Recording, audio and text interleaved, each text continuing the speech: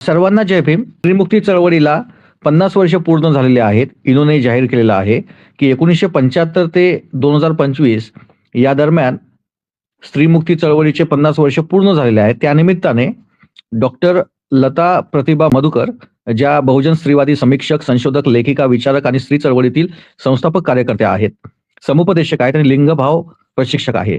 या 50 वर्ष पूर्ण झालेल्या चळवळीच्या संदर्भाने त्यांचं जे महत्वाचं विश्लेषण आहे, या निमित्तानं ते आपल्या समोर मांडणार आहेत. तर आपण त्यांच्याकडून ते विश्लेषण समजून घेऊयात. तर मी विनंती करतो या ठिकाणी, की डॉक्टर लता प्रतिभा मधुकर यांनी आपलं हे विश्लेषण भाग पहिला म्हणून या ठिकाणी मांडावं. धन्यवाद राहुल आणि बहुजन संघटक. मी सुरुवात करताना तुम्हाला सर्वांना जय भीम, जय ज्योती, जय सावित्री, जय सत्यशोधक, जय शाहू, जय फातिमा, जय तारा, उलगुलान गुलजोहार, जय संविधान आणि सबरंगी सलाम. आज या देशातल्या अनेक स्त्रिया वेगवेगळ्या राज्यांमध्ये अशा पद्धतीने 75 वर्ष 1975 साली जी युनोने डिक्लेअर केलेली स्त्रियांची चळवळ होती त्याची 50 वर्ष झालेत आणि संविधानाला 75 वर्ष होऊन गेलेत. त्या निमित्ताने मनुस्मृती नको संविधान हवे असा जागर करत अनेक ठिकाणी स्त्रियांनी आपला एल्गार केला आणि त्याच्या अनुषंगाने अशा पद्धतीने वेगवेगळ्या ठिकाणी परिषदा घ्यायचं असं ठरलं. तर उद्या अशा प्रकारची एक परिषद म्हणजे एक सोहळा आयोजित केला गेलेला आहे आणि तो मुंबईत आयोजित केलेला आहे. त्याच्या आधी वेगवेगळ्या जिल्हावार ज्या बैठका आणि परिषदा झाल्या त्याला खूप मोठा उत्स्फूर्त प्रतिसाद बहुजन स्त्रियांनी दिला. पण त्यांचे इश्यूज या संपूर्ण स्त्रियांच्या चळवळीच्या पटलावर आहेत का? गेल्या या संपूर्ण 50 वर्षाच्या काळामध्ये ज्यांनी स्त्रियांची चळवळ उभी केली त्यांचा नेमका इतिहास काय आहे? युनोनी जेव्हा 1975 साल जाहीर केलं त्यावेळेला आपली परिस्थिती काय होती? अशा सर्व काही संदर्भात मी आज तुमच्या समोर ठेवणार आहे. त्यानिमित्ताने मला तुमच्याशी बोलायची संधी मिळते आणि मुळामध्ये भारतीय स्त्रियांच्या चळवळीचा इतिहास हा कसा आहे याच्याबद्दलचा एक उलगडा मी तुमच्या समोर करणार आहे. आपल्या देशामधली स्त्रियांची चळवळ जर म्हटलं तर खरं तर चळवळ अनुषंगाने जो आधुनिक काळ आहे त्या आधुनिक काळाचा आपण विचार केला तर ती 19व्या शतकात सुरू होते. पण आपण म्हटलं तर आपला पहिला आद्य ग्रंथ स्त्रियांचा थेरींनी लिहिलाय. तर बुद्ध काळामध्ये थेरी गाथा जी लिहिली गेली आहे तर पहिल्यांदा स्त्रियांच्या मुक्तीचा जाहीरनामा थेरी गाथेतून आपल्याला मिळतो. मी पूर्णपणे मागच्या ज्यांनी वैदिक काळाच्या विरोधामध्ये पूर्णपणे वैदिक काळामध्ये ज्या ज्या गोष्टी घडल्या आणि एकूण चातुर्वर्ण्य व्यवस्था तयार झाली त्याच्या विरोधामध्ये जे बंड केलं त्याच्यामध्ये असणाऱ्या स्त्रियांच्या इतिहासाबद्दल मी नंतर बोलेन. कारण आजचा आपला विषय हा आताच्या या 50 वर्षांचा असल्यामुळे मी पटकन उडी मारून आपल्या 200 वर्षाच्या इतिहासाकडे येते, जिथे खऱ्या अर्थाने पूर्णपणे इतिहास लेखन करून ठेवायला सुरुवात केली. म्हणजे आपल्याला त्याच्याकरता आता आपल्याला शोध घ्यावा लागणार नाही, कारण या वेगवेगळ्या भाषांमध्ये ज्या आजच्या समकालीन भाषा उपलब्ध आहेत त्या भाषांमध्येच नव्हे तर आज संगणकीय भाषांमध्ये सुद्धा हे इतिहास नोंदवून ठेवण्यात त्यांचं दस्तावेजीकरण करण्यामध्ये सुरुवात झालेली आहे किंवा ऑलरेडी ते शब्दबद्ध झालेले आहे.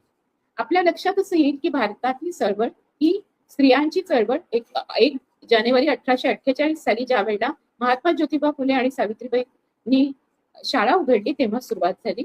त्यांनी मनुस्मृतीचं प्रतिकात्मक दहन नव्हे तर आचारात्मक म्हणजे ज्यांचं कृतीत्मक दहन केलं आणि ती मनुस्मृती पूर्णपणे स्मशानात गाडून जिथे म्हटलं गेलं होतं की स्त्रियांना शिकवलं तर पाप होईल, न स्त्री स्वातंत्र्यामध्ये ती घरातून त्या बाहेर पडू शकत नाही, त्यांनी केलेल्या कुठल्याही मंत्रोच्चार किंवा वेदपठनाने अनेक पिढ्याच्या पिढ्या पुन्हा नरकात जातील अशा प्रकारची जी सगळी वक्तव्य होती त्या सर्व वक्तव्यांचा जो दबाव या देशामध्ये सांस्कृतिक दबाव दहशत गेली अनेक वर्ष होती. म्हणजे 2000 आपण म्हणू 2500 वर्षाच्या पूर्वीपासूनचा जो गुलामीचा काळ होता त्या गुलामीच्या काळाला आपल्याला 19व्या शतकामध्ये जी चूड लावली, जो तुरुंग लावला आणि तो तुरुंग फोडण्याचं जे धाडस दाखवलं ते महात्मा ज्योतिबा फुले आणि सावित्रीबाईंनी.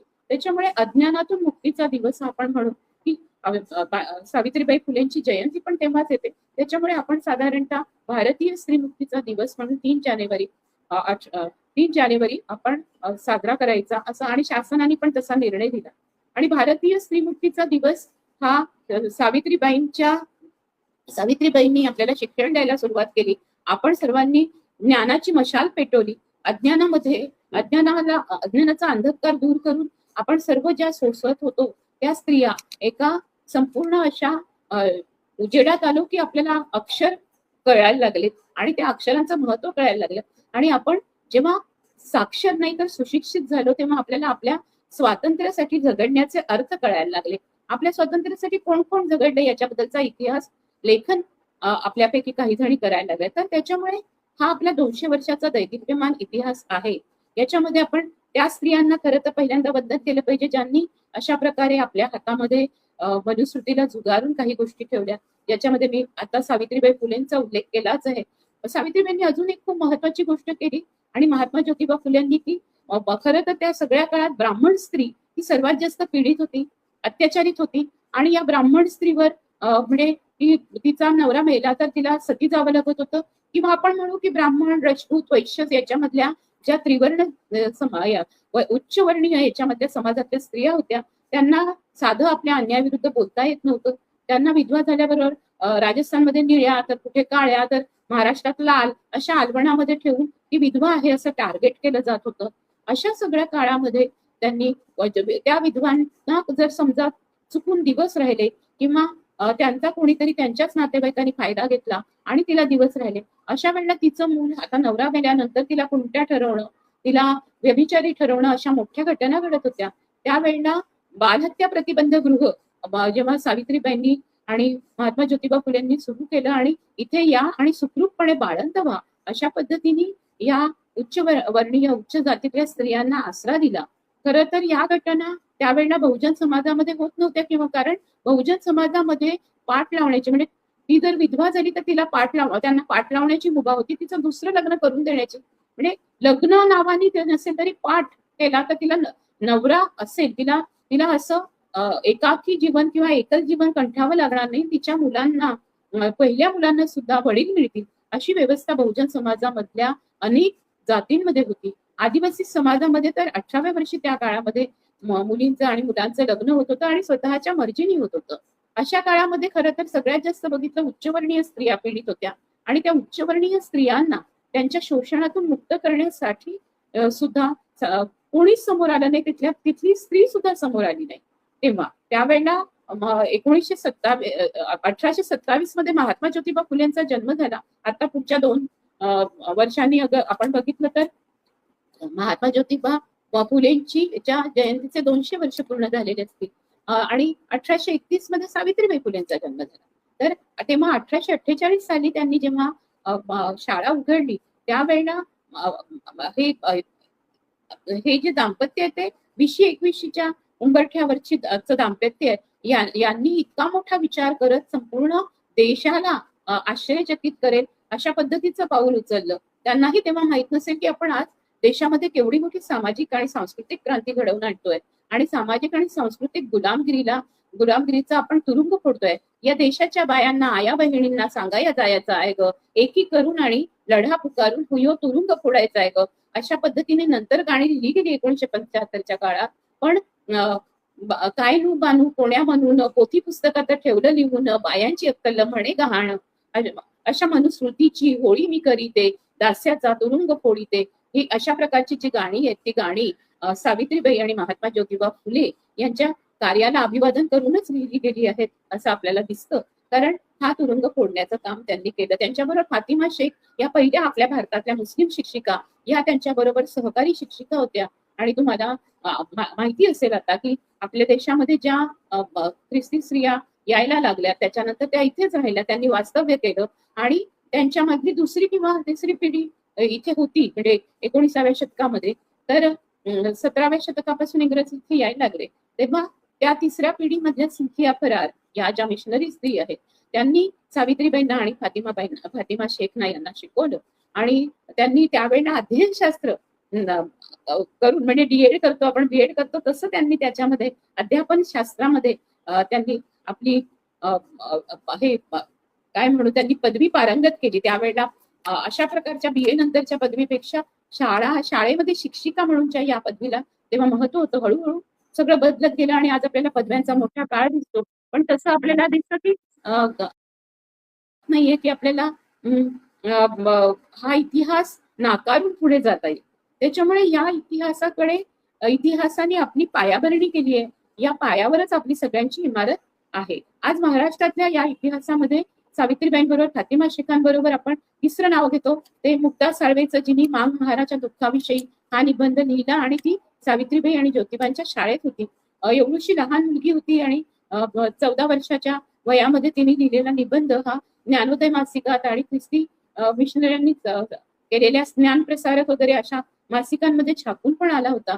तर म्हणजे जेव्हा तुम्हाला शिक्षण मिळतं तेव्हा तुम्ही तुमच्या समाजाबद्दल, त्याच्या दुःखाबद्दल, आपल्या आजूबाजूच्या वास्तवाबद्दल लिहू लागता. तेव्हा स्त्रिया लिहायला लागल्याचा एक संपूर्ण मोठा पुरावा मुक्ता साळवेंचा निबंध आहे. त्याच्यानंतर आपल्याला त्यांचं लिखाण सापडत नाही. कदाचित त्याच्यानंतर त्यांना ते छापलं जाऊ नये किंवा ते छापलं गेलंही असेल तरी ते त्यांना आपल्याला अजून ते शोधायला पाहिजे. ते शोधलं गेलेलं नाहीये. आता आपल्याला अनेक गोष्टी उत्खननातून सापडतायत किंवा आपण वाचन करतोय त्याच्यामधून सापडतायत. त्याच्यातला सापडलेला सर्वात महत्वाचा खजिना आहे ताराबाई शिंदे यांचं स्त्री पुरुष तुलना. या ताराबाई शिंदेच्या स्त्री पुरुष तुलनामध्ये जी भाषा सीमांत बुवानी सेकंड सेक्स म्हणजे दुय्यम लिंगभावी म्हणून बायकांचा जन्म हा दुय्यम स्थानावर मानला जातो. तिला प्रथम पुरुष म्हणून जे स्थान आहे पुरुषाला तसं दिलं जात नाही. तिचा जन्म हा दुसरा द्वितीय मानला जातो. आणि तुम्हाला माहिती असेल की आता आपण ज्यांना ट्रान्सजेंडर किंवा ज्यांना आपण म्हणतो की तृतीय लिंगी तर हे कोणी ठरवलं याच्याबद्दलच्या याच्यामध्ये येते. पण तेव्हा ताराबाई शिंदेंनी सीमांत बुवाच्या आधी आणि अगदी मेरी वुल्स्टन क्राफ्ट नंतर आलेला जर निबंध बघितला किंवा व्हर्जिनिया वुल्फच्या काळामधला निबंध बघितला तर ताराबाई शिंदेचा निबंध 1882 मध्ये येतो स्त्री पुरुष तुलना. आणि त्या विचारतात की मला हे दाखवून द्या की कुणी नवरा गेला म्हणून स्त्री सती जाते पण आपली बायको मरण पावली म्हणून या देशामध्ये एक तरी उदाहरण दाखवा. अगदी जिथून सुरुवात झाली सती प्रथेची तिथूनही दाखवा की आपल्या बायकोसाठी नवरा सता गेला आहे. तर मग या स्त्री पुरुषांच्या विवाह संबंधांमध्ये नेहमी स्त्रीनीच जळायचं, तिनेच मरायचं आणि तिनेच संपूर्णतः कष्ट करायचे हे कोणी सांगितलं. तर या प्रकारचा अतिशय आताही आपण स्त्रीवादी चळवळीतल्या स्त्रिया जेव्हा बोलतात तेव्हा सगळे म्हणतात की तुम्ही पुरुषांशी तुलना करताय. पण स्त्री पुरुष तुलना हा तुलनात्मक निबंध त्या काळात सत्यशोधक समाजाच्या ताराबाई शिंदेंनी लिहिला.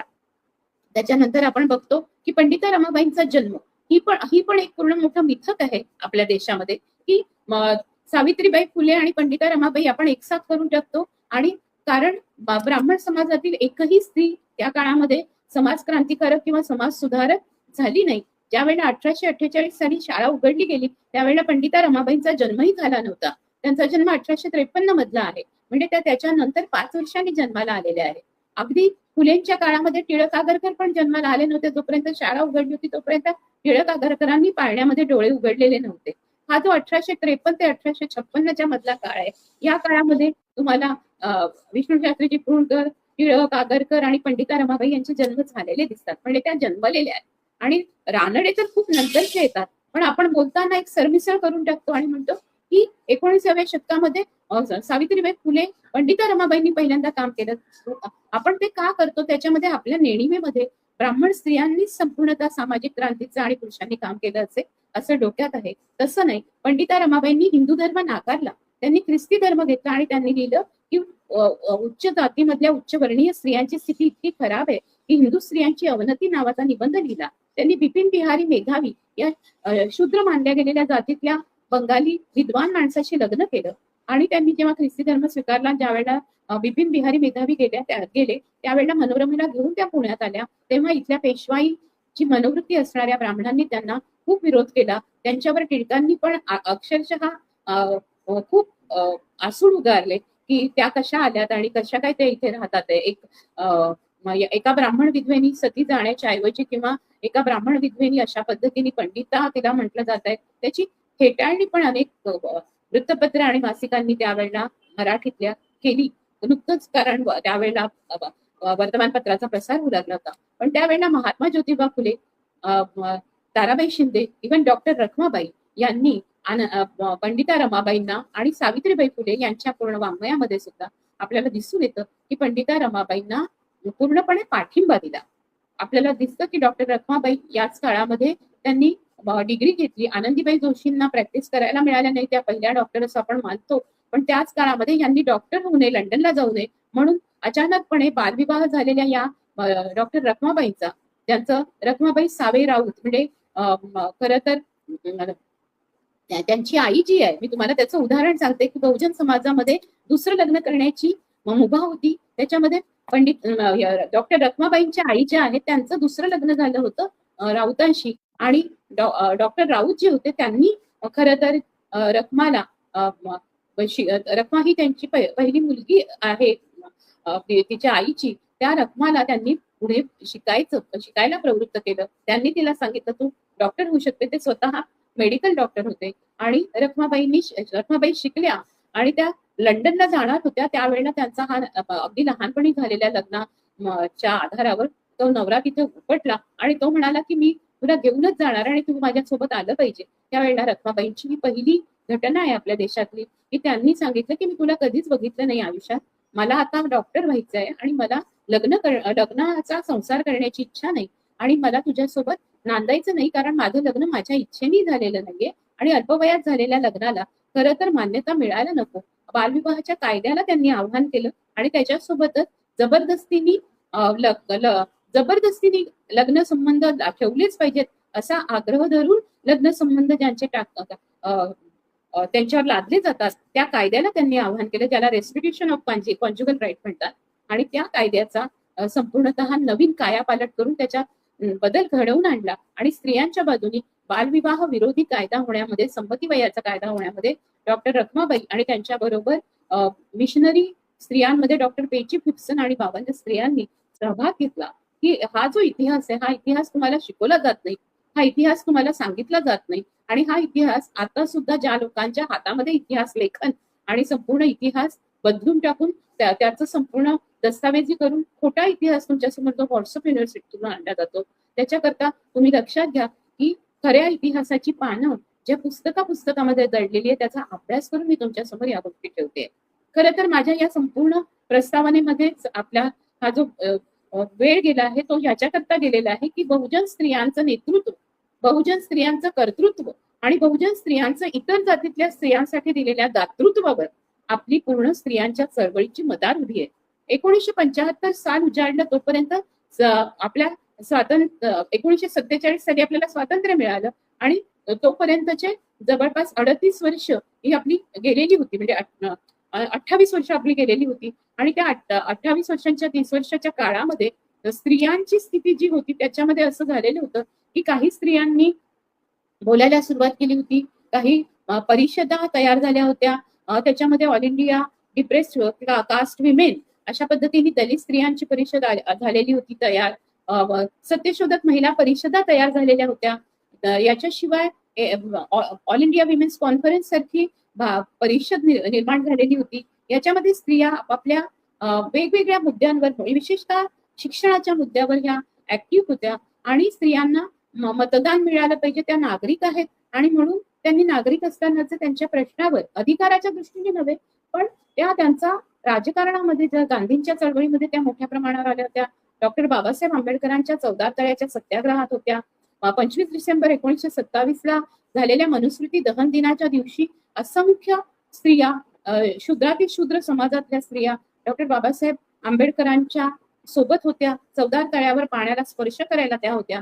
तर त्याप्रमाणे स्त्रियांच्या आंदोलनाचे, स्वातंत्र्यापूर्वीच्या आंदोलनाचं एक जो संपूर्णतः राजकीय सहभाग आणि सामाजिक सांस्कृतिक चळवळीमध्ये क्रांतीमधला सहभाग, हा जो सहभाग आहे या सहभागाच्या आधारावर आपण 1975 सालची ही चळवळ बघितली पाहिजे. म्हणजे ही पार्श्वभूमी असताना ज्या वेळेला युनोनी 1975 साली स्त्रियांच्या चळवळीचं वर्ष डिक्लेअर केलं तेव्हा तिथे सुद्धा खूप मोठी पार्श्वभूमी युरोप, अमेरिका, रशिया आणि बाकीच्या संपूर्ण समाजवादी क्रांती जेवढी झाली होती त्या समाजवादी क्रांतीच्या संपूर्ण लाटेमध्ये जे सगळे देश होते आणि फ्रेंच राज्यक्रांतीचा काळ होऊन गेलेला होता तेव्हा समता, स्वातंत्र्य, समानता आणि मैत्र म्हणजे बंधुता, फ्रॅटर्निटी या 4 मूल्यांचा जन्म फ्रेंच राज्यक्रांतीने झाला होता. आपल्या देशामध्ये, आपल्या संविधानामध्ये धर्मनिरपेक्षता हे मूल्य सुद्धा आपण ऍड केलेलं आहे. तर हम भारत के लोक असं आपल्या हातामध्ये संविधान 26 नोव्हेंबर 1949 ला आपल्या हातात देऊन मग गणराज्य दिवशी 26 जानेवारीला आपण ते डिक्लेअर केलं. हा जो सगळा काळ आहे 1950 ते 2025-75चा त्या काळामध्ये ज्या स्त्रियांनी काम केलेलं आहे त्यांचा उल्लेख केल्याशिवाय 1975 सालची भारताची चळवळ सुद्धा सुरू होऊ शकत नाही. कारण बाबासाहेबांच्या सोबत ज्या 15 स्त्रिया कॉन्स्टिट्यूशन कमिटीमध्ये होत्या त्या कॉन्स्टिट्यूशन कमिटीमध्ये असणाऱ्या स्त्रियांचा आता उल्लेख होतोय. सगळ्यांना गुगलवर माहिती उपलब्ध आहे.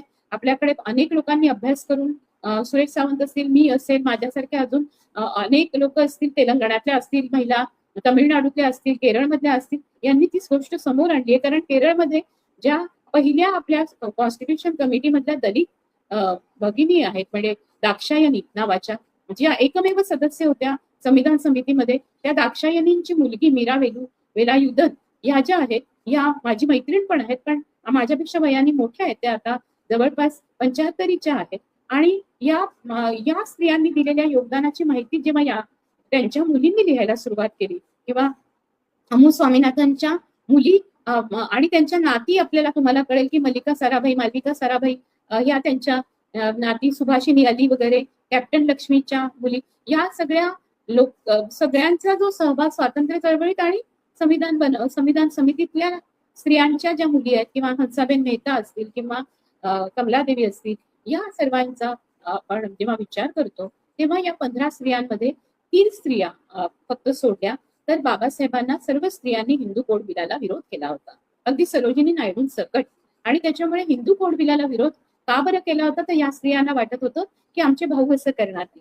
उल्लेख येतोय म्हणून मी सांगते, माझे बाबा आता 5 दिवसापूर्वी त्यांचा मृत्यू झाला.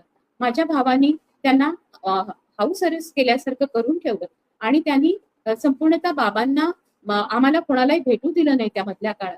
आणि त्यांना खरं तर विस्मरण झालं होतं, अल्झायमर, पण त्यांचा अंगठा घेऊन आमच्या चौघांचाही जो बाबांच्या आई बाबांच्या साठीचा ज्या घरामध्ये आम्ही सगळेजण नंतरच्याही काळात त्यांच्याबरोबर राहिलो गेली 30 वर्ष, ते सगळं घर त्यांनी स्वतःच्या नावावर करून घेतलं.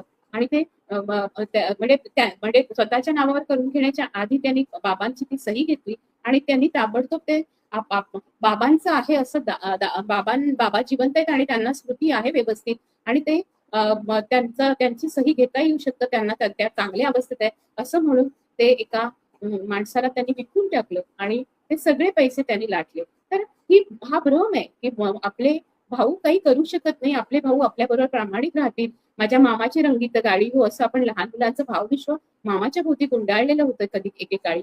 पण हे भाऊ बहिणींना वारसा मिळू नये, त्यांनी तर हे पण सांगितलं सगळीकडे की मीच एकुलता एक मुलगा आहे, मला कोणी बहिणी नाही, भाऊ नाही, आणि आम्ही तिघही जण, माझा धाकटा भाऊ, माझी धाकटी बहीण, मी सर्वात मोठी त्याच्याही पेक्षा, ज्याने हे सगळे प्रकार केले.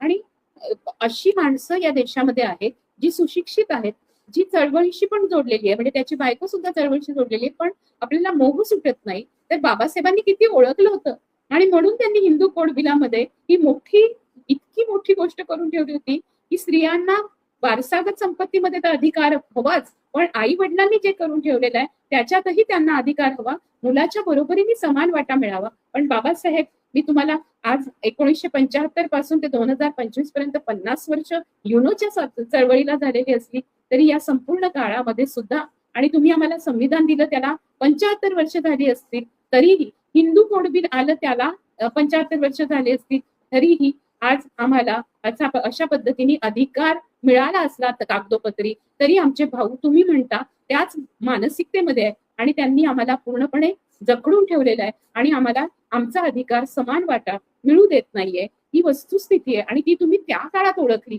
पण त्या काळात स्त्रियांनी पण ते ओळखलं नव्हतं वरच्या जातीतल्या, आणि त्याच्यामध्ये बाकी अन्य स्त्रियांनी डॉक्टर बाबासाहेब आंबेडकरांना विरोध केला आणि त्याच्यामुळे आपल्याला हिंदू कोड बिलातून हिंदू कोड बिल पारित होण्यासाठी थोडा वेळ लागला, कारण त्याच्यानंतर कमिट्या बसल्या आणि सर्वात जास्त चर्चा झाली ते म्हणजे कशाला हवा स्त्रियांना वारसा हक्क आणि कशाला हवा स्त्रियांना संपत्तीमध्ये अधिकार.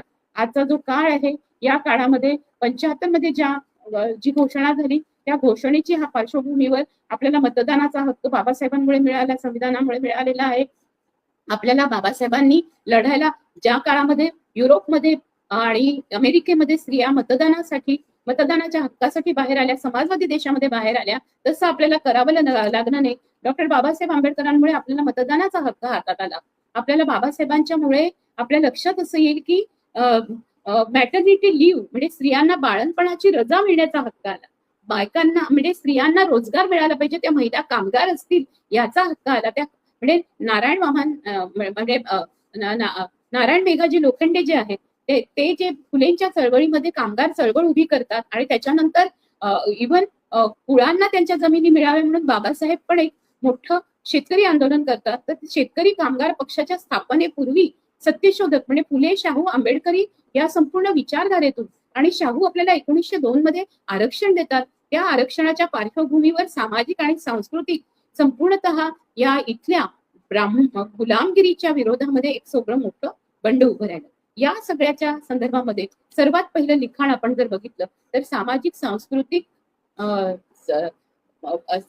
जो संपूर्ण क्रांतिकारक बंड आहे हे वासाहतिक काळात म्हणजे ब्रिटिशांच्या काळामध्ये जे झालं ते आपल्याला दिसतं की प्रोफेसर गे लॉम्बेट अमेरिकेतून इथे आले होते आणि त्यांनी ते बंड जे आहे ते शोधून काढलं, त्याचा दस्तावेज शोधून काढला. आणि या पुस्तकाचं टायटलच आहे की cultural revolt in colonial India, वसाहत काळामधील सांस्कृतिक बंड. आणि या सांस्कृतिक बंडातून त्यांनी फुले, शाहू, आंबेडकरांची ही जी विरासत आहे ती त्यांनी आपल्या समोर ठेवली.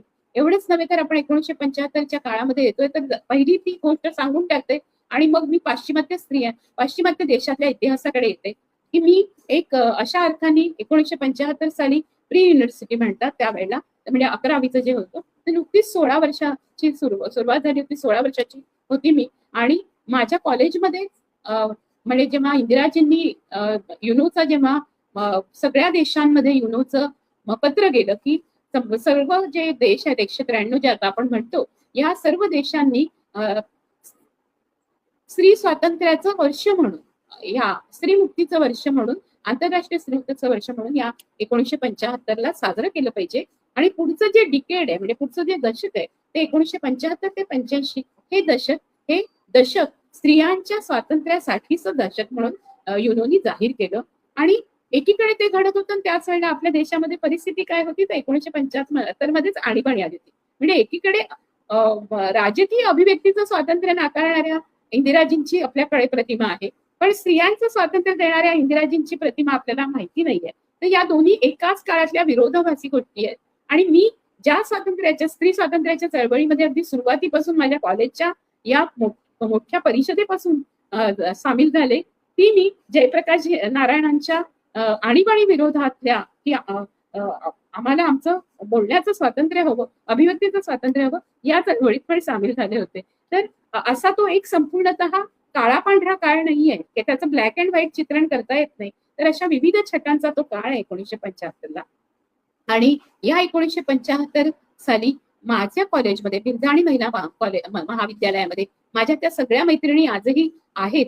त्यांनी पण तिथलं रेकॉर्ड काढलं आणि महाराष्ट्रातली पहिली चळवळ पहिली परिषद जर ती कुठे झाली असेल तर ती श्रीमती बिरजाणी महिला महाविद्यालयात झाली, ज्याला स्वतः प्रोफेसर गे लॉम्बेट नंतर त्या प्रोफेसर म्हणून तर झाल्याच आणि त्या भारतामध्ये राहिल्या. आणि त्यांनी एवढंच नव्हे तर डॉक्टर भारत पाटणकर या इंदुताई पाटणकर आणि बाबूराव पाटणकर ह्या एका पत्री सरकार किंवा ज्याला प्रति सरकार असं म्हटलं जातं अशा आंदोलन चालवणाऱ्या अतिशय दैदिप्यमान क्रांतिकारी जोडप्याचा मुलगा डॉक्टर भारत पाटणकर जेही आपल्याला माहितीये की या भारतातल्या संपूर्ण सामाजिक न्याय आणि सामाजिक क्रांतीच्या चळवळीचे पण आणि श्रमिक चळवळीचे पण ते प्रणेते आहेत इथले. आणि त्यांनी समान पाणी न्याय वाटपाचा मोठा लढा उभा केला. बळीराजा धरणाच्या संदर्भामध्ये त्यांनी संपूर्णतः अगुवाई करत त्यांनी लोकांना विस्थापनाच्या नंतर पुनर्वसन कसं असलं पाहिजे याचं एक मॉडेल उभं केलं. अशा डॉक्टर भारत पाटणकरांशी नंतर डॉक्टर गे लॉम्बेट यांना त्या भेटल्या तेव्हा त्यांनी त्याच्यानंतर लग्न केलं आणि त्या अमेरिका सोडून भारतातच राहिल्या. आणि डॉक्टर गे लॉम्बेट यांची पुस्तकं तुम्हाला 1975च्या आधीपासून अमेरिकेमधला काळ कसा होता, तिथे फेमिनिस्ट मुवमेंट कशी होती आणि त्या काळापासून प्रेरणा घेण्यापेक्षाही त्यांना इथल्या सामाजिक क्रांतीच्या चळवळीने किती प्रेरणा दिली.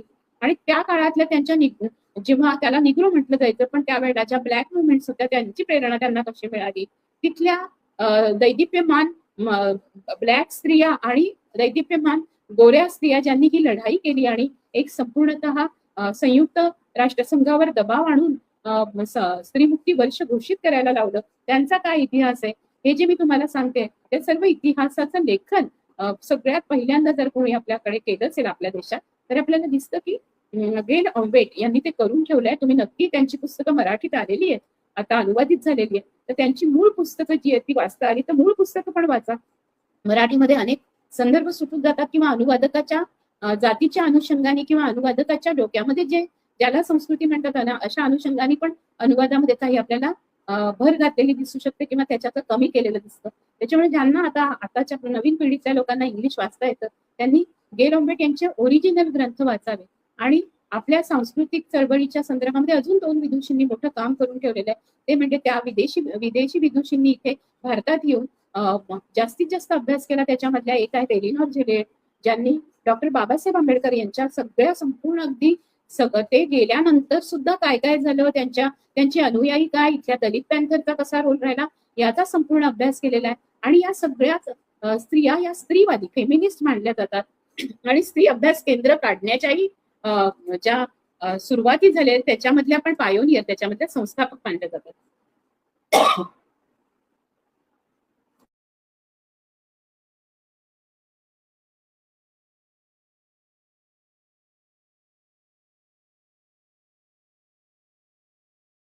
तर हा जो आपला संपूर्णतः इतिहास आहे, या इतिहासाच्या पार्श्वभूमीवर आता आपण 1975 सालातल्या चळवळीचा पाश्चिमात्य देशाचा इतिहास बघूया.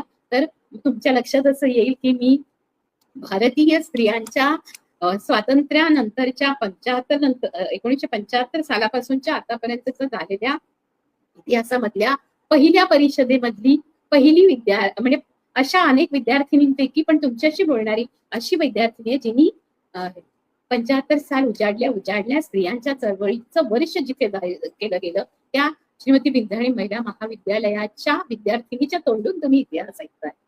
बरं, दुसरी गोष्ट अशी की मी नागपूरची आहे आणि 1975च्या आधीपासूनच पूर्णपणे या देशामध्ये काय काय घोषणा आली त्यावेळेला, तर त्यावेळेला ज्यावेळेला युनोचं वर्ष डिक्लेअर झालं त्यावेळेला घोषणा आली पर्सनल इज पॉलिटिकल.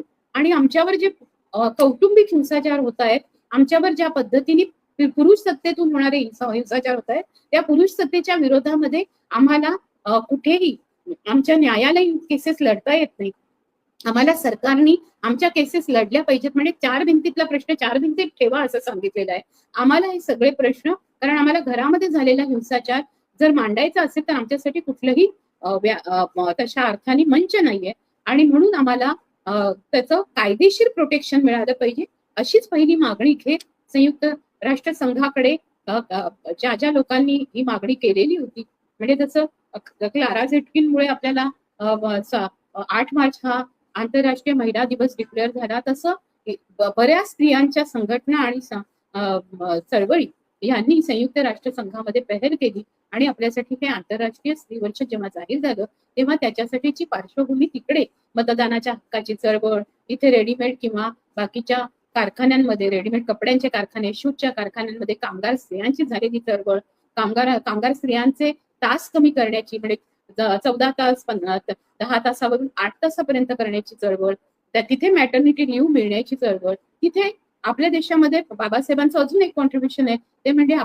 आपल्याकडे गर्भपात विरोधी कायदा नाहीये आणि आपल्याकडे जर जबरदस्तीने कुठले म्हणजे बालविवाह असल्यामुळे समजा त्या स्त्रीवर लहानपणीच अत्याचार झाले तर आणि तिच्यावर बलात्कार झाला तर त्याच्यातून पण तिला मूल राहू शकतं आणि तिच्या संमतीनं न घेता राहिलेल्या मूल असेल त्यावेळेला तिला गर्भपात करण्याचा, ती निवड करण्याचा अधिकार आहे, जो अनेक देशांमध्ये आतापर्यंत, अगदी अमेरिकेमध्ये, इंग्लंडमध्ये, अगदी आतापर्यंत इंग्लंडमधल्या काही प्रोव्हिन्सेसमध्ये अजूनही नाही, अमेरिकेमधल्या पण काही राज्यांमध्ये अजून नाही, जिथे आपण बघू की समाजवादी राज्य आहेत त्यांच्यामध्येही हा अधिकार नव्हता, फ्रान्समध्ये नव्हता.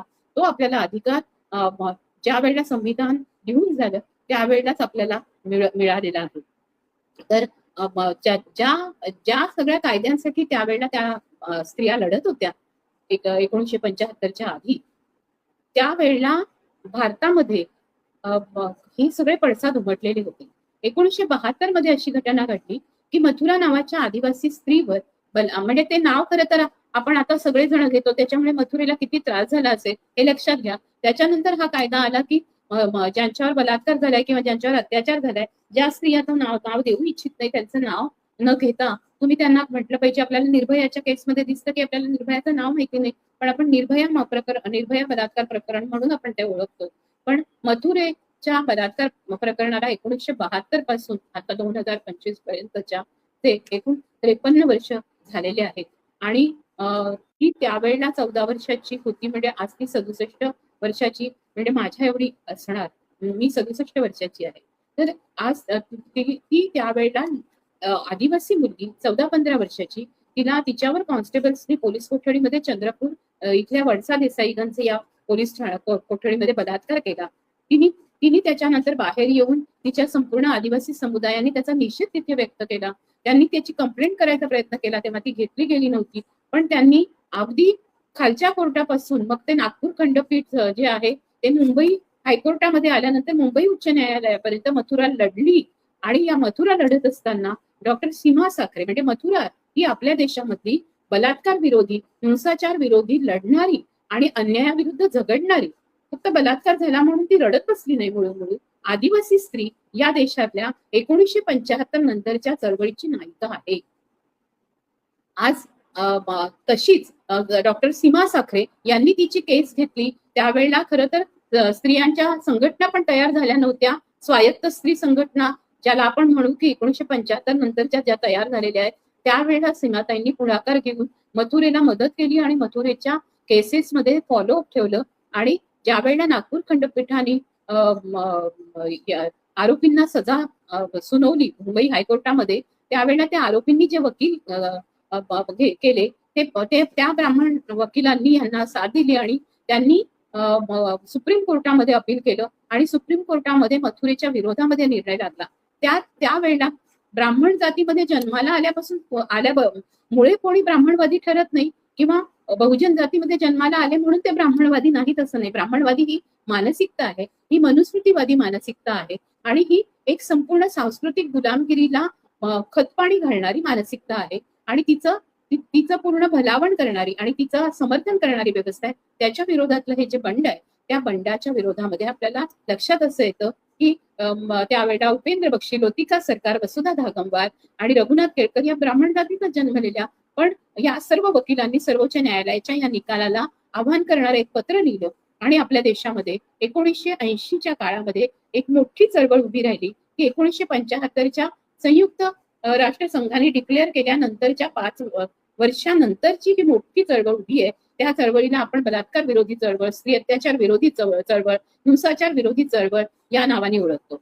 याच्या संदर्भामध्ये एक खूप महत्वाची गोष्ट आहे की 1974च्या सुमारास टुवर्ड्स इक्वॅलिटी हा जो रिपोर्ट आला, या रिपोर्टचं पण लेखन हे वीणा मुजुमदार, लोतिका सरकारी अशा सारख्या ज्या स्त्रिया आहेत, ज्या आपल्याला लक्षात येतं डाव्या विचारांशी, कम्युनिस्ट ज्याला म्हणू आपण, आणि समाजवादी विचारांशी जोडलेल्या ज्या स्त्रिया होत्या, ज्या स्त्रियांनी या देशातल्या संपूर्ण स्त्रियांचा अभ्यास करत इथल्या स्त्रियांची स्थिती काय आहे हा अहवाल आपल्याला दिला. तो तेव्हा इंदिराजींच्या काळामध्ये तो अहवाल प्रकाशित झाला होता. आणि 1974 साली हा अहवाल आल्यानंतर 75 साली ज्या वेळेला स्त्री वर्ष डिक्लेअर झालं, त्यावेळेला अनेक स्त्रियांनी या अहवालाचं वाचन करणं, या अहवालाच्या आधारावर आपापल्या स्त्री संघटना बांधणं आणि त्या अनुषंगाने या अहवालाने एक मोठी आपल्याला हातामध्ये या देशातल्या स्त्रियांच्या स्थितीचा डेटा दिला. एक पूर्ण अशी माहिती दिली की किती मोठ्या प्रमाणामध्ये या देशामध्ये विविध जाती धर्माच्या स्त्रिया आहेत, त्यांच्यावर कसे अनन्वित अत्याचार होतात, त्यांच्यावर कौटुंबिक हिंसा होते, त्या कोणकोणत्या व्यवसायात आहेत, अशा पद्धतीने. त्याच्यानंतर आपल्याला दिसतं की इला भटांचा श्रम आयोग आला, हा आपल्याला चळवळीच्या अनुषंगाने आलेला दिसतो, तो स्त्रियांच्या चळवळीच्या. आणि या श्रम आयोगामध्ये अगदी 2 रुपये रोज मिळणाऱ्या स्त्रीच्या पासून त्या स्त्रियांचे कुठपर्यंत व्यवसाय आहेत, त्या कशा कारागीर आहेत, त्या कशा कामगार आहेत, अशा ज्यांना शूद्रातिशूद्रामध्ये त्यांची गणना होती, ज्या संपूर्ण आज चतुर्थ श्रेणी किंवा सफाई कामगार मानल्या जातात, ज्या मॅन्युअल स्कॅव्हेंजिंग मध्ये होत्या, या सर्व स्त्रियांच्या स्थितीचा उल्लेख आपल्याला टुवर्ड्स इक्वॅलिटी पासून ते श्रम आयोगापर्यंत आपल्याला मिळतो. आणि हे आपल्याला स्त्रियांच्या चळवळीचं मोठं देणं आहे. या काळामध्ये तुमच्या लक्षात असं आलं की स्त्रियांच्या चळवळीची मथुरेला मदत करत, मथुरेत बलात्कार विरोधी आवाज उठवत जाणारी पहिली नायिका जर असेल तर ती पण बहुजन समाजातली आहे. ती पण माळी, साळी, तेली, बारई, कुणबी अशा विविध 3700 43 ज्या मंडल आयोगाने सांगितलेल्या जाती समूह आहे, तर त्या किंवा आर्टिकल 340 नुसार जो मंडल आयोगाने निर्धारित केलेला जो पूर्ण जाती समूह आहे आणि महाराष्ट्रामध्ये जो 346 जातींचा जाती समूह आहे, या समूहामधल्या बहुजन स्त्रियांनी पहिल्यांदा ही सगळं नेतृत्व केलेलं आहे.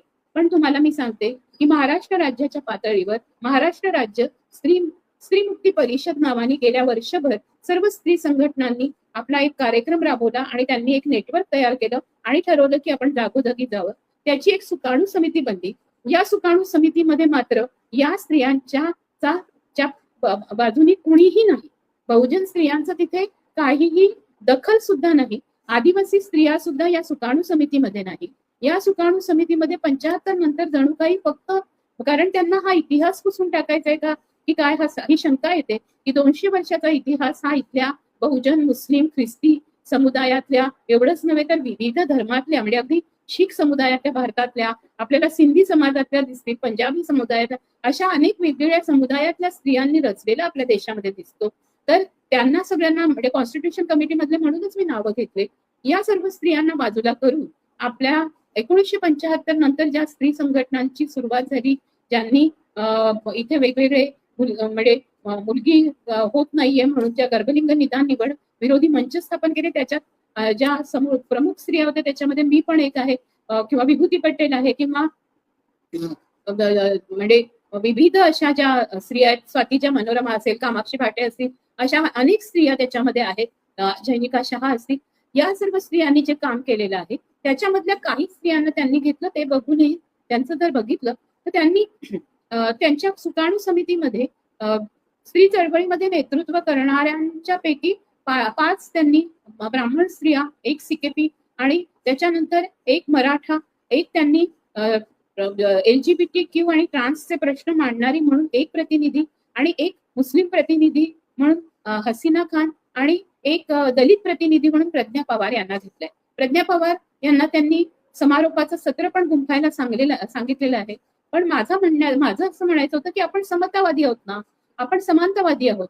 मग तुम्हाला माहितीये या देशातला 200 वर्षांचा इतिहास, तुम्हाला माहितीये की या देशातल्या सर्वात पहिल्यांदा ज्यांनी हे केलंय त्या सर्व स्त्रिया बहुजन स्त्रिया आहे आणि त्यांनी आज ज्या 5 ब्राह्मण स्त्रिया किंवा 6 ब्राह्मण स्त्रिया आणि 1 सिकेपी म्हणजे उच्चवर्णीय स्त्रिया किंवा व्यापारी वर्गातून येणाऱ्या स्त्रियांचं जर आपण बघितलं तर आजच्या या महाराष्ट्र राज्य स्त्री मुक्ती परिषदेचं नेतृत्व करणाऱ्या या सर्व उच्चवर्णीय आणि उच्चवर्गीय ज्या स्त्रिया आहेत, या स्त्रियांना एकदाही वाटलं नाही की आपल्याला ज्यांनी मोठं केलं, ज्यांच्यामुळे आपण साक्षरही झालो, सुशिक्षित झालो आणि एवढंच नव्हे तर आपण स्त्रीवादी जाणीवा शिकलो, आपल्या स्वातंत्र्याच्या जाणीवा कशा पद्धतीने राबवल्या पाहिजे आणि आपल्याला स्वातंत्र्य कसं मिळेल हे आपल्याला फुले शाहू आंबेडकरवादी विचारधारेतून मिळालं.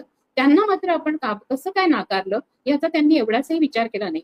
उद्या परवा कदाचित मी जे बोलते ते बोलतीलही, पण मला बहुजन समाजातल्या स्त्रियांनी ज्या पद्धतीने किंवा काही दलित स्त्रियांनी ज्या पद्धतीने मला सपोर्ट दिला त्या सर्व जणी जर बघितल्या आपल्याला तर आपल्या लक्षात असं येतं की या स्त्रियांनी म्हणजे आज मी तुम्हाला सांगते की मला सपोर्ट देणाऱ्यांमध्ये प्राध्यापक अभिनया कांबळे असतील किंवा यामिनी चौधरी असतील किंवा अरुणा सबाने असतील, लेखिका मराठीतल्या प्रसिद्ध, त्याच्यामध्ये डॉक्टर वंदना महाजन असतील मुंबई युनिव्हर्सिटीच्या.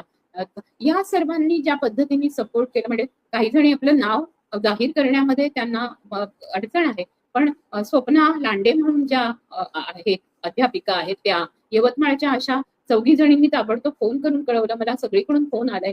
असून पारदेस सारख्या ख्रिस्ती स्त्री असतील किंवा ब्रेनेल डिसूजा सारख्या ख्रिस्ती स्त्रिया असतील, सिसिलिया कार्डोस सारख्या ख्रिस्ती स्त्रिया असतील, अनेक मुस्लिम भगिनी असतील, मुमताज वगैरे सारख्या कोरोमधल्या आणि दीपा पवार सारख्या भटक्या विमुक्त समुदायातल्या ज्यांनी भटक्या विमुक्त स्त्रियांचं पूर्ण मोठा जागर करून त्यांचं अस्तित्व कसं आहे हे दाखवण्यासाठीचं काम केलं.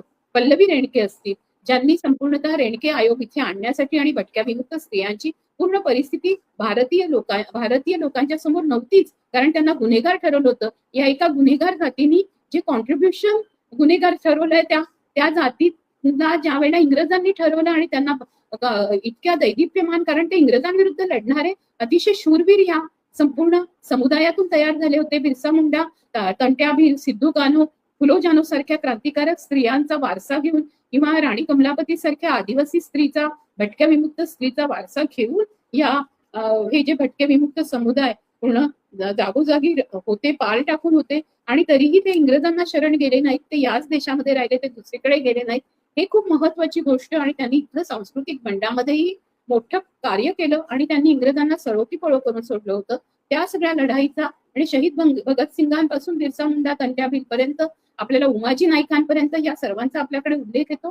आणि अशा याच्यामध्ये स्त्रियांनी पण, भटक्या विमुक्त स्त्रियांनी एक इतिहास रचला, पण त्या इतिहासाचीही नोंद न घेता, बहुजन समाजातल्या स्त्रियांची नोंद न घेता, महाराष्ट्र राज्य स्त्री मुक्ती परिषद नावाची जी परिषद स्थापन झाली, त्या परिषदेमध्ये या स्त्रियांनी जे अजेंडे राबवले, जे विषय ठेवलेले आहेत, या विषयांमध्ये सुद्धा आम्हा सर्व स्त्रियांचा उल्लेख नाही.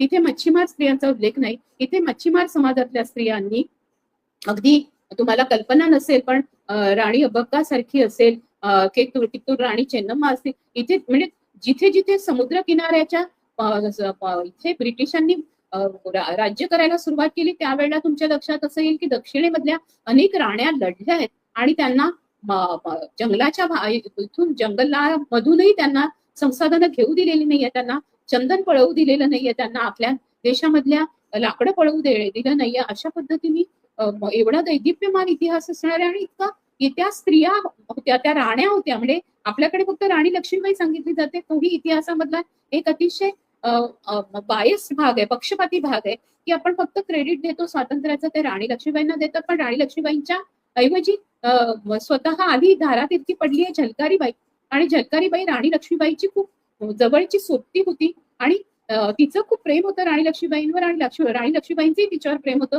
ही संपूर्ण गोष्टच कधी कोणी सांगत नाही. ती स्वतःच्या बाळाला राणी लक्ष्मीबाईचं रूप घेऊन स्वतःच्या बाळाला पाठीशी बांधून म्हणजे ढालत छातीशी पुत्र पाठीशी, अशा पद्धतीने ती लढलेली पहिली. मग जर मर्दानी म्हणून जर तिचं वर्णन करायचं असेल, कारण आपल्या देशामध्ये तोही भाग आहे की शूरवीर झाल्या तर त्या मर्दानी, एरवी मात्र स्त्रिया मुळून रडणाऱ्या, त्याच्यावर मी नंतर येईल पुढच्या भागामध्ये. पण हा जो महत्वाचा भाग आहे, या सर्व स्त्रियांच्या इतिहासावर आपलं संपूर्ण मिराजदारी अवलंबून आहे. स्वातंत्र्याच्या चळवळीमध्ये भाग घेतलेल्या सगळ्या, अगदीच मी मगाशी सांगितलं तसं चौदार तळ्याच्या सत्याग्रहापासून, मनुस्मृती दहन सत्याग्रहापासून, काळाराम मंदिर सत्याग्रहापासून, साने गुरुजींच्या पंढरपूरच्या चा विठोबा खुल्या करण्याच्या सत्याग्रहापासून अनेक स्त्रियांनी सत्यशोधक जलसे करत, सत्यशोधक विचारांचे संपूर्णतः करत, अनेक ज्याला म्हणू की नलिनी लडके त्याच्या शेवटच्या वारसदार होत्या सत्यशोधक, अशा सर्व स्त्रियांना एकत्र करत सत्यशोधक पद्धतीने विवाह करणं, आंतरजातीय विवाह करणं, स्त्री पुरुष समतेचा आदर्श घालून देणं, ही सगळी पार्श्वभूमी तयार केलेली होती. या पार्श्वभूमीवर आपली स्त्रियांची चळवळ आज उभी आहे. म्हणून या स्त्रियांना नमन केलं पाहिजे, या स्त्रियांचा उल्लेख केला पाहिजे, या स्त्रियांची आठवण केली पाहिजे. तसं न करता त्यांनी संपूर्णतः जी समिती बनवली, त्या समितीमध्ये त्यांनी 6 स्त्रिया अशा ठेवल्या. तर माझं म्हणणं असं होतं की तुम्ही जर 6 ब्राह्मण स्त्रिया घेतल्यात की ज्यांनी खूप कर्तृत्व केलंय असं तुम्हाला वाटतं, ज्याच्यामध्ये शारदा साठे आहेत, त्याच्यामध्ये छाया दातार आहेत, त्याच्यामध्ये निशा शिवकर आहेत, त्याच्यामध्ये लता भिसे सोनवणे आहेत, त्याच्यामध्ये शुभदा देशमुख आहेत, त्याच्यामध्ये मनीषा गुप्ते आहेत, आणि मग त्याच्यानंतर चैनिका शहा येतात, त्याच्यानंतर सुनीता बागल येतात, त्याच्यानंतर हसीना खान येतात, आणि त्याच्यानंतर प्रज्ञा पवार येतात.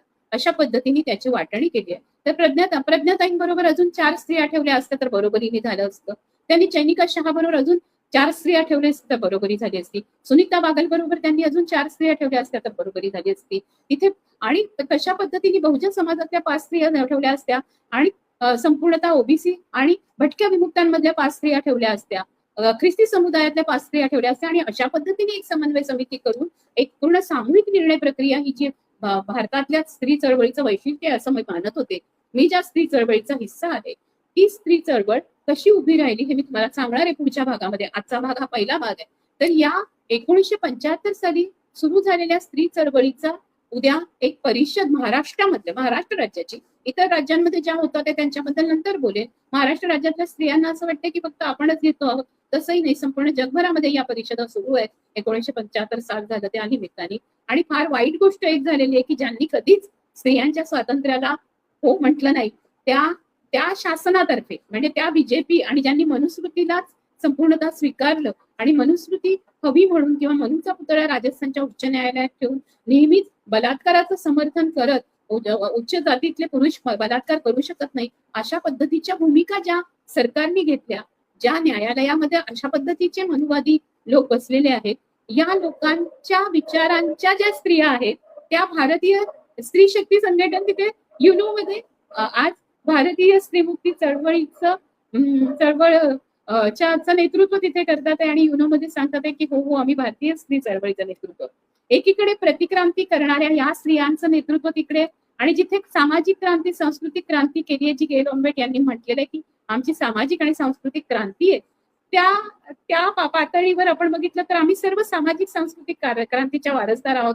जिथे मी सगळ्यांची नावं घेतली, सीमा साखरेंचं नाव घेतलं मी, रूपा कुलकर्णी यांनी स्वतः धर्मांतर करून मग बौद्ध धर्म घेतला, त्या पण मोलकरीण संघटनेच्या नेत्या आहेत. कुमुद पावडे ज्या आता आपल्याबरोबर हयात नाहीयेत, त्यांनी त्या काळातला दलित आणि मराठा असा आंतरजातीय विवाह पण केला आणि बाबासाहेबांच्या दीक्षा ज्या वेळेला बाबासाहेबांनी दीक्षा दिली तेव्हा स्वतः तर दीक्षा घेतलीच, पण त्याच्यानंतर मोतीरामजी पावडेंनी बाबासाहेबांना शब्द दिला होता की मी असं लग्न करून दाखवेन सवर्ण आणि दलित. तर अशा पद्धतीच्या कर्तृत्ववान स्त्रिया असतील ज्या स्त्रियांनी स्त्रीमुक्ती आंदोलन संपर्क समितीमध्ये होत्या, ज्यांनी सर्वात पहिल्यांदा स्त्रियांची परिषद पुण्यामध्ये घडवली, अशा मी मगाशी ज्यांचा उल्लेख केला त्या गेल ऑम्बेटच्या सासूबाई आणि भारत पाटणकरांच्या आई इंदुताई पाटणकर ज्या क्रांती वीरांगना म्हणून ज्या आहेत, त्यांनी या स्त्री परिषदेचं नेतृत्व केलं होतं.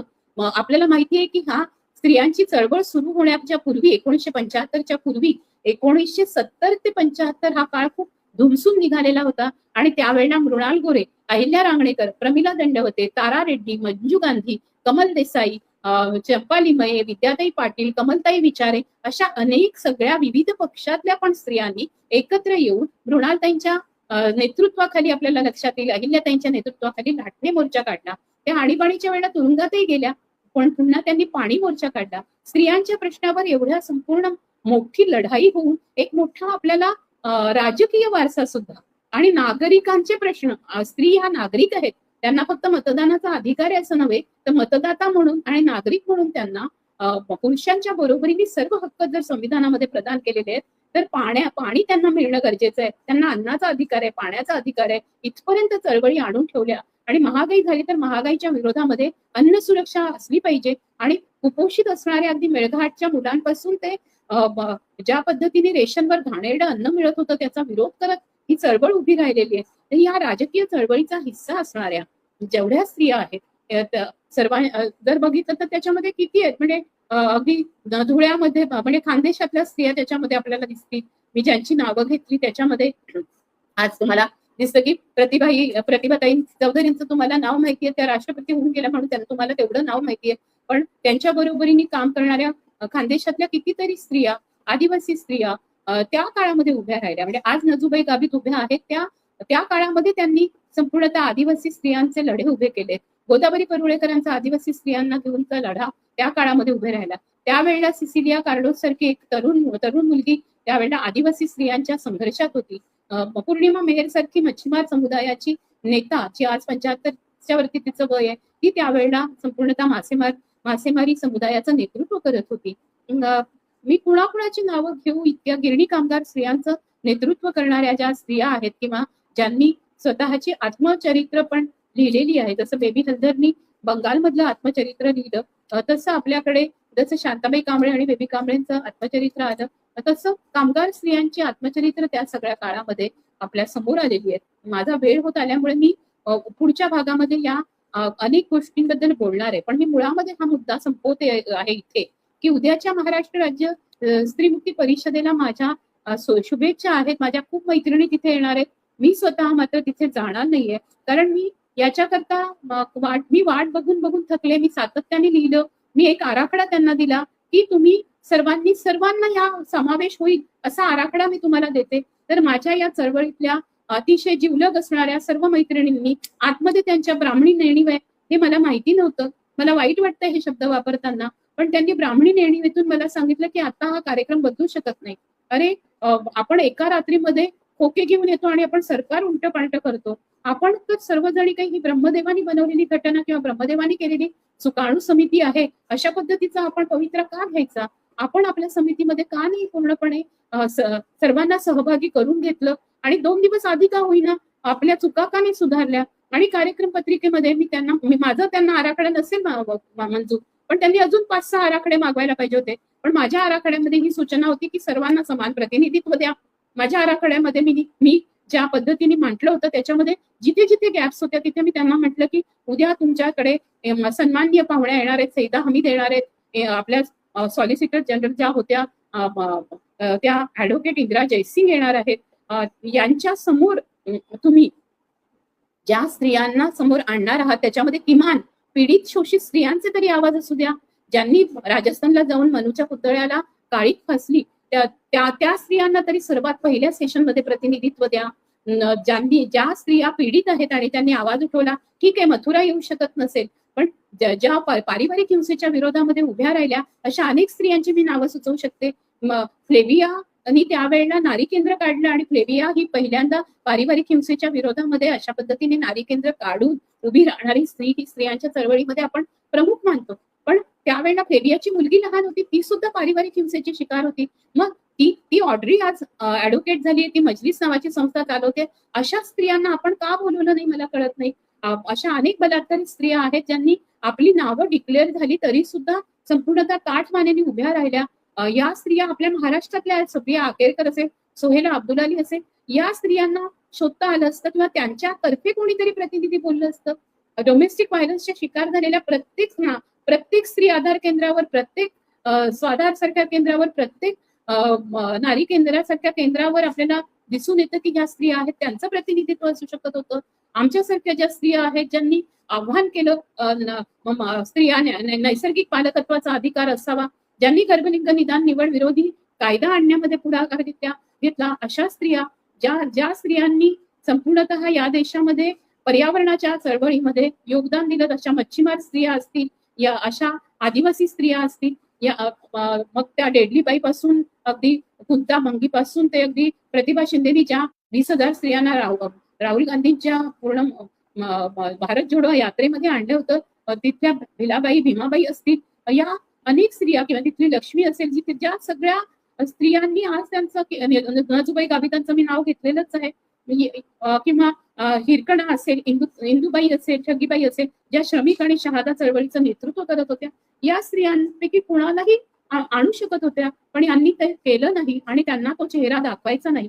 मला वाटतं की जसं प्रतिक्रांतीच्या लोकांनी आज भारतीय स्त्री शक्ती चळवळच भारतीय स्त्री मुक्ती चळवळ हे युनोमध्ये दाखवायला सुरुवात केली आहे, तसं या देशामधल्या पुरोगामी म्हणणाऱ्या, तथाकथित पुरोगामी म्हणणाऱ्या स्त्रियांच्या चळवळीमधल्या ब्राह्मण नेतृत्वानी, जे स्वतःला समाजवादी, डावं आणि पुरोगामी नेतृत्व म्हणतं, तिथल्या ब्राह्मण आणि उच्चवर्णीय नेतृत्वानी बाकीचे सगळे एक एक प्रतिनिधी आणि आम्हीच संपूर्णतः त्या समितीच्या प्रतिनिधी असू अशा पद्धतीचा एक वेगळा पायंडा, ज्याला सामाजिक आणि सांस्कृतिक क्रांती म्हणतो, त्याच्यामधल्या स्त्रियांचं नेतृत्व आम्हीच करतोय असं दाखवण्याची जी महमका दाखवली आहे, त्या अहमहिकेच्या चा मी संपूर्णतः विरोध केला आणि त्यांना सांगितलं, मी वाट बघितली, त्यांनी त्याचं केलं नसल्यामुळे काल मग मी एक पत्रक काढलं की बहुजन वंचित भटक्या विमुक्त या स्त्रियांना आणि ख्रिस्ती किंवा इव्हन मुस्लिमांमधल्याही त्या स्त्रियांना ज्या संपूर्णतः भरडल्या जातात आहेत, अशा शाहीनबाग मधल्या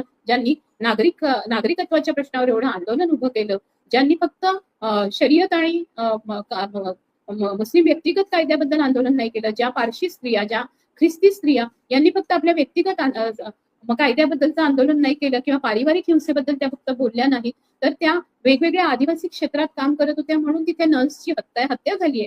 आपल्याला भारत स्टॅनलीची हत्या आपल्याला माहिती आहे का? तर या सगळ्यांसाठी बलिदान दिलेले असतील, गौरी लंकेश सारख्या ह्युमन राईट्ससाठी, मानवाधिकारसाठी लढलेल्या स्त्रिया असतील, फुलनदेवी पासून ते अगदी म्हणजे मथुरा भौरीबाई, भौरी देवी, माया त्यागी, या फुलनदेवी, या सगळ्या, किंवा सुरेखा भोतमांगे यांच्यासारख्या आदिवासी, दलित, रमिजाबी, मनोरमा इथपासून ते अगदी हाथरस मधल्या बदायूमध्ये किंवा मणिपूरमध्ये ज्यांच्यावर सामूहिक बलात्कार झाले, अशा स्त्रिया, किंवा ज्या स्त्रिया बबिता फोगट, गीता फोगट, या जाट समुदायामधल्या हरियाणातल्या स्त्रिया ज्यांनी पूर्णपणे आपल्यावर झालेल्या लैंगिक अत्याचाराविरुद्ध लढल्या, त्या मैदानावर उतरल्या, जशा त्या क्रीडा मैदानावर लढल्या, तसं त्यांनी संपूर्ण स्त्रियांच्या आंदोलनामध्ये स्त्रियांनी काय केलं असेल, इतकी त्यांनी लढाई करत आपलं अस्तित्व सिद्ध करण्यासाठी जद्दोजहद केली. या सर्व स्त्रियांचा आपण काहीच विचार कसा या परिषदेच्या निमित्ताने करत नाहीये, हा मला संभ्रम पडला. यांची नावं सुद्धा तिथे घेतली गेली नाहीये. जे विषय निवडले गेले त्या विषयांमध्ये या स्त्रियांना प्राधान्य नाहीये. 52% ओबीसी समुदाय आणि त्यांच्या सोबतीने भटक्या विमुक्तांचा 19% समुदाय, या संपूर्ण समुदायामधलं नेतृत्व इथे कुठेही नाही, प्रतिनिधित्व कुठे नाही.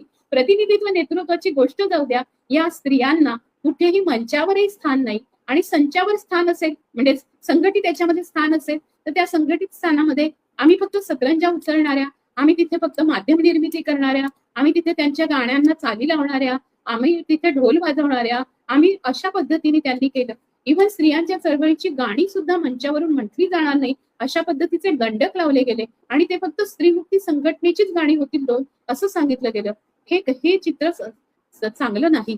हे मी कधीही स्त्रियांच्या चळवळीत 75 पासून आहे आणि माझे पण 50 वर्ष चळवळीतले होतात आहेत.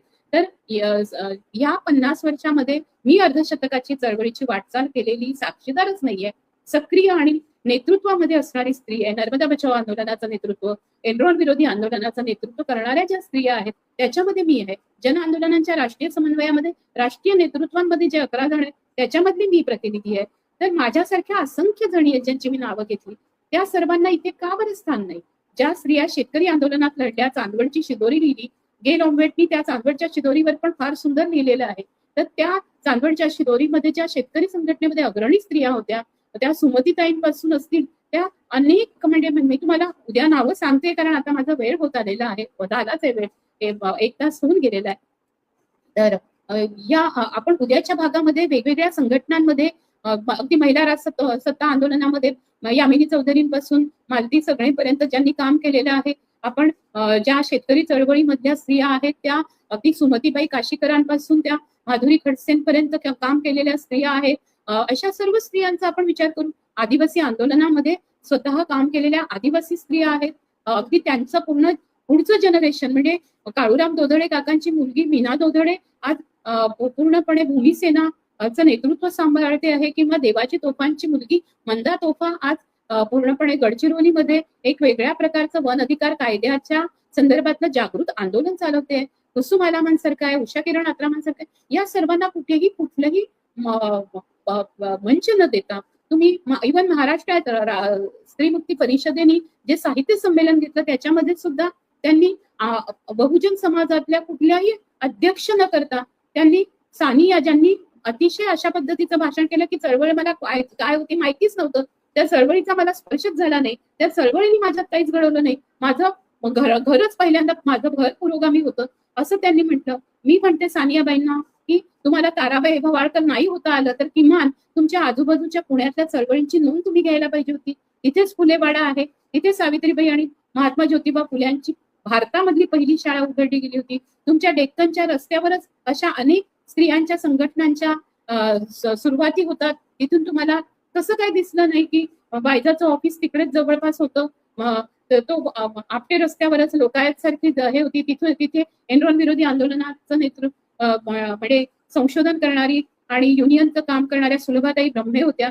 तर त्या म्हणजे मला म्हणायचे की तुम्हाला त्या का दिसल्या नाही, तुम्हाला आगरकर दिसले नाही, तुम्हाला नाही दिसले फुले सोडून द्या, पण तुम्हाला आगरकर दिसले नाही, तुम्हाला कर्वे दिसले नाही. आणि पुरोगामी हा शब्द प्रतिगामी असल्याशिवाय आला नाही, हा सापेक्ष आहे. हे प्रतिगामी जे पूर्ण होते त्यांच्या विरोधामध्ये ज्यांनी आवाज उठवला त्या चळवळी खरं तर पुण्यामध्ये पुण्याच्या आसपास सगळीकडे घडलेल्या आहेत. आणि पुन्हा ही चळवळींचं पण माहेरघर ठरलंय महात्मा ज्योतिबा फुले आणि सावित्रीबाई फुले आणि फातिमा शेख यांच्यामुळे. तर अशा चळवळीचा स्पर्श ज्या बाईला झालेलाच नाही अशा साहित्यिकांना तुम्ही मंच देता आणि महाराष्ट्र स्त्रीमुक्ती साहित्य परिषदेचं साहित्य संमेलन झालं असं सांगता आणि त्याच्या नियोजक आणि आयोजक सुद्धा फुले आंबेडकरवादी स्त्रियांना घेऊन केलेलं असतं. त्यावेळेला मला प्रश्न पडतो की आपली विवेक बुद्धी आपल्या संपूर्ण समाजाला पूर्णपणे मंच देणं, आपल्या समाजाला नेतृत्व देणं, त्यांचा चेहरा आपण समोर आणणं असं का घडलं नाही? मुस्लिम समाजातल्या इतक्या स्त्रियांनी इतकं सुंदर लिखाण केलेलं आहे. मुस्लिम सत्यशोधक समाजातल्या अगदी आपण बघितलं तर तेव्हापासून मेहरुन्निसा दलवाई असतील, मुमताज रहिमतपुरे असतील, आयेशा जमादार असतील, तिथपासून आपण गेलो तर अगदी मग नंतर रझिया पटेल वगैरे येतात. रझिया पटेलच्या काळामध्ये शहनाज शेख येते, शहनाज शेखच्या काळामध्ये आवाज निस्वा तयार झाली, तिथे अनवरी सारखी स्त्री येते, तिथे मेहरुन्निसा सारखी स्त्री येते, तिथे जेव्हा मी मुमताज रहिमतपुरेंबरोबर बोलते, आयेशा जमादारांबद्दल बोलते त्यावेळेला आपल्याला लक्षात येतं की नजमा ताई ज्या आहेत कोल्हापूरच्या, त्यांनी त्या अपंग असताना त्यांनी केलेलं काम आपल्या समोर येतं. शेतकरी कामगार पक्षामधल्या अगदी विमलाताई बागलांच्या नेतृत्वाखाली तयार झालेल्या शेतकरी आणि कामगार स्त्रिया ज्या आहेत, त्या अनेक जणी या बहुजन समाजातल्या आहेत. या सगळ्या स्त्रिया आणि भटक्या विमुक्त समुदायामधल्या ज्या स्त्रियांची मी मगाशी नावं घेतली, त्याच्याशिवाय संपूर्ण महाराष्ट्रामध्ये रेणके आयोग ज्या वेळेला आलं, तेव्हा रेणके आयोगाच्या संदर्भात बाळकृष्ण रेणकेंच्या बरोबर असतील, लक्ष्मण मानेंच्या बरोबर असतील, लक्ष्मण गायकवाडांच्या बरोबर असतील, अशा ज्या किशोर शांताबाई काळेंच्या बरोबर असतील, अशा ज्या संपूर्ण घरामधल्या पण स्त्रिया ज्यांनी बाहेर त्या रस्त्यावर आल्या, म्हणजे शारदा रेणकेंसारखी बाई आहे जी रेणके आयोगाला पूर्ण पाठिंबा मिळावा म्हणूनही नव्हे, तर संपूर्णतः विकासाच्या प्रश्नावर काम करत होत्या, अशा स्त्रियांची नावं नाही माहिती या लोकांना. या लोकांना माहिती नाही की यांनी इतकं काम केलेलं आहे आणि त्यांच्याबद्दलची वाच्यता सुद्धा यांच्या मंचावर नाही. त्याचा मला प्रचंड मी त्याच्याबद्दल त्यांना जाब विचारला आणि असा हा अन्यायकारी आणि असमानता असणारं, विषमता असणारं अशा पद्धतीची महाराष्ट्र राज्य स्त्री मुक्ती परिषदेचा जो तोंडवळा तयार झालेला आहे, तो तो चेहरा आपण बाजूला करून आपण खरोखर आज महाराष्ट्र राज्य स्त्री मुक्ती परिषदेने, ही काही एक परिषद नाही, हा तर सोहळा आहे त्यांचा. त्यांनी जरी म्हटलं असेल स्वतःला स्वघोषित असेल यांचं नेतृत्व आणि स्वघोषित ही परिषद असेल, तरी आम्ही 82% स्त्रिया हे ह्या देशातल्या स्त्रियांचं नेतृत्व आहोत. आम्ही विविध धर्म, जाती, पंथ, जमाती ह्याच्यातलं आणि प्रदेश, भाषा याच्यातलं नेतृत्व आहोत. आम्ही खूप मोठ्या प्रमाणावर काम केलेलं, जवळपास जसं 50, 40, 30, 20 आणि अगदी आताच्या 10 वर्षातल्या तरुण मुली ज्या मानवाधिकारासाठी लढत आहेत, त्या आंतरजातीय विवाहातून जन्माला आलेल्या, त्यांना जात धर्म नाही. मग ती ऑड्री असेल, ती लारा असेल, ती मनस्विनी असेल, अशा असंख्य मुली आहेत ज्यांनी कामं सुरू केलेली आहेत, ती अश्विनी असेल. तर या सगळ्या मुली आहेत. जी दीपा पवार आहे, जिचं मी सारखं नाव घेते, किंवा वैशाली भांडवलकर असेल, किंवा रणजिता असतील, किंवा सुनीता भोसले असतील, या स्त्रियांच्या बद्दल, किंवा दुर्गा असेल, या भटक्या विमुक्त स्त्रियांचं नेतृत्व आज उभं आहे. या स्त्रियांना तुम्ही कुठेही प्रतिनिधित्व दिलं नाही. त्यांचा प्रस्ताव सुद्धा याच लिहायला निघाल्या होत्या. तेव्हा मी म्हटलं की ज्या स्त्रिया लढतात आहे, त्या स्त्रियांना बोलू द्या, त्यांचे प्रश्न मांडू द्या. ज्या स्त्रिया लढल्या आहेत, ज्या स्त्रियांचे प्रश्न आहेत, त्यांच्याकडून प्रस्ताव न घेता यांच्याच लेखणीतून प्रस्ताव येतील, अशा पद्धतीची एक दादागिरी ही जी सुरू झालेली आहे, ही दादागिरी क्रांती म्हणजे प्रतिक्रांतीचे लोक ज्या पद्धतीने उच्चवर्णीय आणि उच्चवर्गीय लोकांना प्रतिनिधित्व देत आहेत, तसं सामाजिक क्रांतीमधल्या तथाकथित उच्चवर्णीय आणि उच्चवर्गीय लोकांनी जर प्रतिनिधित्व घेऊन आम्हीच खऱ्या स्वातंत्र्याचा, स्त्री स्वातंत्र्याचा इतिहास 1975 नंतर लिहिला, हे जर त्या म्हणत असतील, तर हे धादांत खोट आहे. आणि म्हणून मी आज राहुलला विनंती करून, हा खरं तर 1 तास 15 मिनिटाचा व्हिडिओ झालेला आहे, तुम्ही सगळेजण संयमाने हा ऐकाल, पण उद्याचा दुसरा भाग मी 1 तासाचा करेन. पण या ज्या सगळ्यांची मी नावं घेतली त्याच्या सकट पूर्ण सुसंगती आणत मी तुम्हाला उद्या 1975 सालापासून जी चळवळ सुरू झाली त्याची मी संयुक्त राष्ट्र संघाची पार्श्वभूमी थोडी विशद करणार आहे, तिथे उभे राहिलेले लढे सांगणार आहे आणि त्याच्या सोबतीने मी आपल्या देशामधले जे संपूर्ण सगळे लढे उभे राहिलेले आहेत, त्या लढ्यांमधल्या वेगवेगळ्या नेतृत्व करणाऱ्या स्त्रिया, या काही ज्या उच्चवर्णीय स्त्रियांची नावं तुम्हाला माहिती आहेत की त्या नेतृत्व करतात, त्याला मीडियाने खूप फोकस केलाय. पण अशा असंख्य स्त्रिया आहेत ज्यांची नावच तुम्हाला माहिती नाहीत, की ज्यांनी पोलिसांचा मार खाल्लाय, ज्या कैदेत गेल्या, त्या आजही कैदेत आहेत, ज्यांनी मानवाधिकारासाठी लढाई केली, त्यांना अजूनही तुरुंगात ठेवलंय, त्यांच्यावर ऍसिडचे हल्ले झालेले आहेत. अशा स्त्रियांची ओळख मी तुम्हाला पुढच्या 3 दिवसामध्ये जे भाग येतील, म्हणजे एकूण 5 भाग मी करणार आहे, त्याच्यामध्ये हळूहळू करून देईल. तुम्ही मला ऐकून घेतलेलं आहे आणि तुम्हाला ऐकण्याची आता उत्सुकताही लागली असेल असं मला वाटतंय. बहुजन संघटकनी हे फेसबुकवर पण टाकावं, हे युट्यूबवर पण टाकावं आणि जितक्या सर्व संघटनांपर्यंत ते पोहोचवता येईल ते पोहोचवावं. कारण महाराष्ट्र राज्यातल्या स्त्रीमुक्ती चळवळीचा चेहरा हा ब्राह्मणवादी नाही. महाराष्ट्र राज्य स्त्रीमुक्तीचा चळवळीचा चेहरा हा बहुजनच आहे. इथल्या मुस्लिमांचा चेहरा आहे, मुस्लिम महिलांचा, इथल्या ख्रिस्ती महिलांचा चेहरा आहे, इथल्या मच्छीमार महिलांचा चेहरा आहे, इथल्या शेतकरी महिलांचा चेहरा आहे, इथल्या कष्टकरी महिलांचा चेहरा आहे, इथल्या घरकामगार महिलांचा चेहरा आहे, इथल्या अंगणवाडी कर्मचारी महिलांचा चेहरा आहे, इथल्या असंघटित महिलांचा चेहरा आहे. आणि अशा पद्धतीने अगदी हिंसाचार विरोधी आंदोलन, पारिवारिक हिंसा, कौटुंबिक हिंसाचारापासून चा विरोध करण्यापर्यंत पासून ते कौटुंबिक न्यायालयाच्या विरोधात लढणाऱ्यांचा चेहरा आहे. महागाई विरुद्ध आंदोलन करणाऱ्या लाटणे मोर्चात आणि पूर्ण पाणी मोर्चामध्ये जाणाऱ्या असंख्य बहुजन स्त्रियांचं हे आंदोलन आहे. या संपूर्ण स्त्रियांचं स्मरण करत मी आज तुम्हाला पुन्हा एकदा ह्या सर्व स्त्रियांना वंदन करत मी इथे संपवत असेल तरी तुम्हाला सर्वांना जय भीम, जय ज्योती, जय सावित्री, जय फातिमा, गुलगुलान गुल जोहार, जय संविधान आणि सबरंगी सलाम. पुन्हा भेटूया उद्या रात्री 9 वाजता. धन्यवाद.